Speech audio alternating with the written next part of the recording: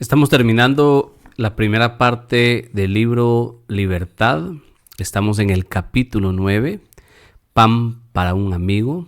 Y nos toca meditar hoy en las páginas finales de este capítulo, que van de la página 145 a la página 152. A la mitad de la página 145 se hace una pregunta. ¿Quién? Yo.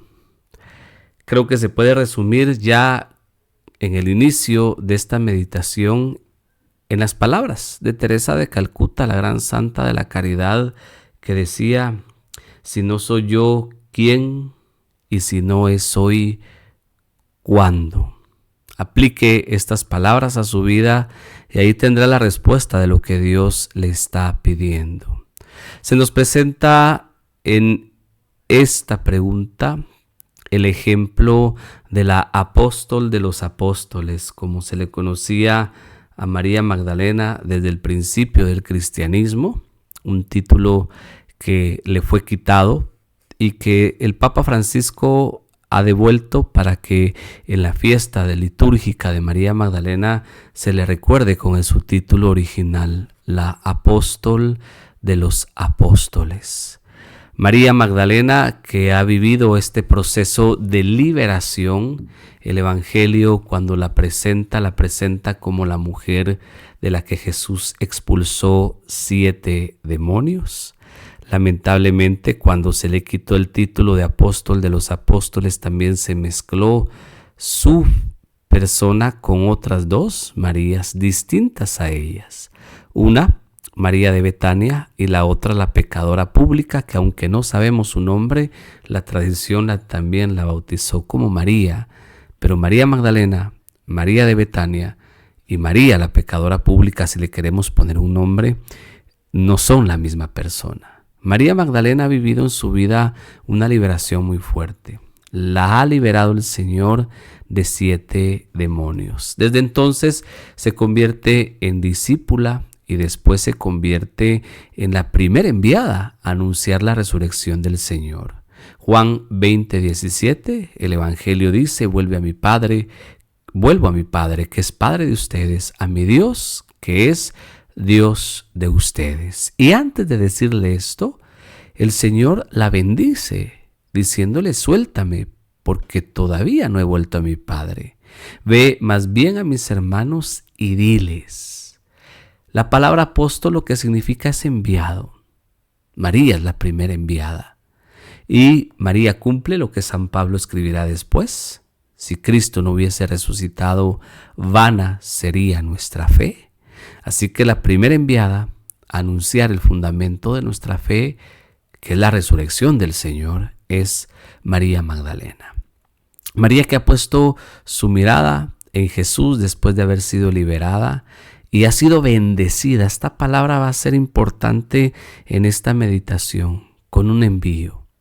Ella es enviada a anunciar a Jesús y es enviada a anunciar a aquel que la ha liberado, aquel que ha transformado su vida. Nosotros somos bendecidos con un envío cuando hemos recibido de parte del Señor sanación y liberación. Entonces somos testigos, como María Magdalena, de resurrección, y ese testimonio nos da la autoridad para ir y anunciar a otros a aquel que nos ha sanado y nos ha liberado. Un dolor que se transforma, y esta palabra me gusta muchísimo, en un ministerio de compasión. Ministrar es sinónimo de servir. Entonces el dolor se convierte en un servicio de compasión. Aquellos que han sido sanados, que han sido liberados, nosotros que hemos sido sanados y liberados, tenemos un testimonio que compartir, y un testimonio que da esperanza. Da esperanza al que no la tiene. En el ministerio de sanación y de liberación veremos cómo quienes son sanados y liberados lo que hacen es, con su fe, cooperar con la gracia de Dios. Y esa gracia es la que les da la libertad y la sanidad que Dios siempre quiere darnos. El autor nos cuenta su propio testimonio y aquí podríamos poner cualquier testimonio que se acople al contexto de lo que estamos hablando, y él nos cuenta cómo en su experiencia de encuentro con Dios conocía muy bien a Jesús, conocía muy bien al Espíritu Santo, pero todavía no conocía al Padre. Y cómo después de un proceso de sanación, que después se convirtió en un proceso de liberación, se dio cuenta que las heridas que había vivido en su casa, pero también en la escuela, no le habían permitido conocer la paternidad de Dios. Este Dios que es Padre, como dice el profeta Oseas en el Antiguo Testamento, pero que nos ama con entrañas de madre. Yo me atrevería a decir que la mayoría de cristianos todavía no conocen quién es el Padre, ni han descubierto esta paternidad misericordiosa de Dios como Padre. Yo mismo he sido testigo de estas heridas y yo mismo en mi camino he ido descubriendo lo maravilloso de la paternidad misericordiosa de Dios, al ir siendo sanado y liberado de muchas heridas que no me dejaban ver a Dios como mi Padre. El día que lo descubrí, lo sigo descubriendo hasta el día de hoy, he descubierto una de las gracias más grandes que su providencia me pudo haber dado. Pablo, hablando de la ascensión de Jesús al cielo, en la carta a los Efesios, el capítulo 4 y verso 8 nos dice: cuando ascendió a lo alto, se llevó consigo a los cautivos y dio dones a los hombres. Esto quiere decir que Jesús nos ha liberado de todo cautiverio y aún más, no solo liberados, nos ha dado dones. Cuando Jesús me libera, cuando Jesús me sana, también me da dones para compartir con los demás. Soy sanado, soy liberado y soy bendecido, equipado con dones y carismas para bendecir a los demás. El pan de los hijos es la bendición de Dios. Y se nos pone el texto del Evangelio que habla de aquella mujer cananea o siriofenicia, dependiendo en qué evangelio leamos el texto, si es en Marcos o es en Mateo, que ha recibido el pan de la bendición para su hija, que se ha quedado en casa agonizando porque tenía una enfermedad espiritual porque la Biblia habla de que Jesús la liberó de un espíritu maligno que la tenía enferma. También hay que discernir que en la vida hay enfermedades que tienen que ver con el cuerpo, hay enfermedades que tienen que ver con la psique, con el alma, otras que tienen que ver con lo psicosomático y también hay enfermedades que tienen que ver con lo espiritual. Y de estas también Jesús nos sana y nos libera. Cuando hemos sido bendecidos, hemos recibido el pan para el viaje de la vida. Y quienes hemos recibido esta bendición, tenemos el privilegio de buscar bendiciones para nuestros amigos, así como lo recibió esta mujer. Cuando la mujer le presenta a Jesús su necesidad, Jesús dice: no está bien darle el pan de los hijos.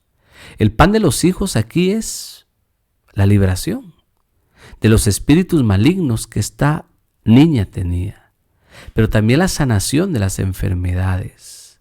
Este es el pan de los hijos. Y atención, que somos hijos en el Hijo, dice San Pablo, coherederos con Él. Somos coherederos de todas las bendiciones que Dios le ha dado a Jesús. El prólogo del Evangelio de Juan dice que a los que le recibieron, Dios les dio el poder de llamarse hijos de Dios. Y San Pablo nos recuerda que no recibimos un espíritu de miedo, sino un espíritu de poder que nos hace clamar: Abba, Padre. Soy hijo, y porque soy hijo, Dios me da el pan de su bendición. que se traduce en sanaciones y en liberaciones. Y cuando yo recibo esa bendición, tengo el privilegio, y me gusta esta palabra, privilegio, de buscar bendiciones para mis amigos, para mi familia, para aquellos que lo necesitan. Esta mujer tuvo un gesto que nosotros debemos de imitar constantemente. Se humilló. Jesús ha respondido con una frase muy semita, muy judía. No está bien darle el pan de los hijos a los perros. Y la mujer responde, sí, Señor, pero hasta los perros comen debajo de las mesas de las migajas que dejan los hijos. Y cuando Jesús escucha esto, Jesús confirma la liberación de su hija. Humillarnos y nunca pensar que es por nuestro mérito, por nuestra voluntad, por nuestro esfuerzo, o peor aún, por nuestra bondad, que alcanzamos la gracia y la misericordia de Dios. No.